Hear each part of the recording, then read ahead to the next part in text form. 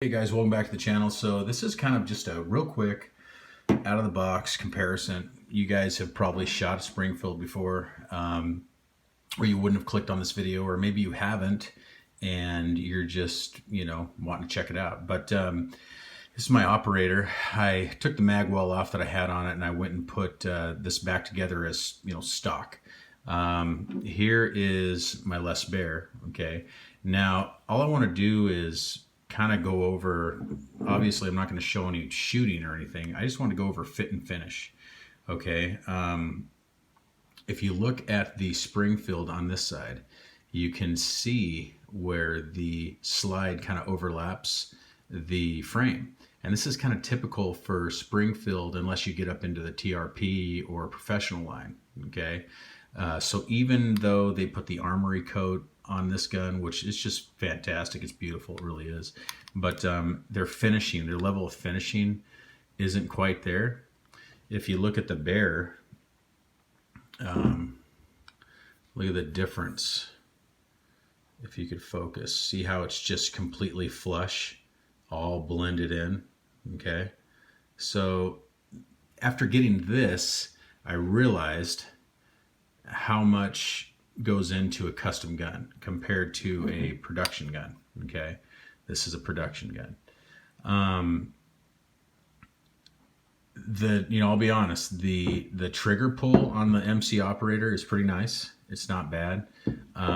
If you notice, and this isn't very old, these have about the same round count. This is about 250 or so rounds. So is this one. Okay. See how easy it is to actuate the slide, move it back. Here's the trigger pull. There's the take up. There's the brake. It's actually not that bad for a production gun. And I'm sure this is all MIM parts. I know this is MIM. You can actually see the line. I don't know if there's an actual line going through the center of that, but on the slide stop. But I know it's all MIM because I have a Springfield loaded A1 that's at Nighthawk Custom. You guys have seen it. I've done a bunch of different things on it myself. They're pretty much finishing it off right now, okay, to make it higher up to custom status over production. But out of the box, this operator is not a bad gun at all. Okay, it's really not. Even these grips, these Packmeyer grips, are pretty nice. It grips real well. I'm not hating on it because it's not a bad gun for $1,200 gun with a rail. I mean, this is nice. It really is, and it's been flawless out of the box. No failure to feeds, nothing. Okay, something else I gotta add, which, like I said, it's a production gun. But if you look right there at the muzzle end, you have some bubbling on their armory coat. I was going to send this back to Springfield, and see, you got another one right there too, the little whatever that is, divot or something. So there's some imperfections right there. I was going to send it back and have them redo it. Thing of it is I've already changed the sight out, and they don't work on any gun that's been modified. So I'm assuming this has been modified too much, and I can't do anything about it. So I don't know. I think I'm going to sell this, to be honest with you, because I have this. I've got the Baer, which is good enough for me, and then I have my other Springfield that's being worked on. So I mean, that's fine.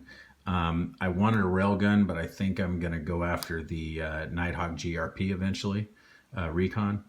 I just like the level of finishing of custom guns. Okay, so that's where I'm at.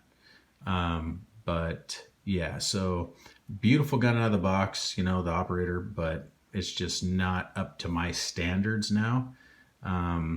I'm not that I'm being a snob or anything. It's just that, after you get a Baer, and you see the level of finishing, you see how tight everything is, how well made it is. I mean, it's just something that you can't really go back to this. It's just, I don't know, you just can't. Everything about this Baer is just amazing. And, everything is this, it's so damn tight. And even after, 250 rounds, not one malfunction. I'd have no issues. Okay, so just because it's a tight gun, I've heard people say, oh, it's too tight, it's gonna, not be reliable. Well, that's bullshit. because it's super reliable. If you do it correctly, handmade and everything, you do it right, it's going to be reliable. Okay, so I just wanted to kind of show the difference of those two 1911s real quick, which you guys know I'm on a 1911 kick right now. So anyway, please like and subscribe, and I will see you guys in the next one. Thank you. Goodbye.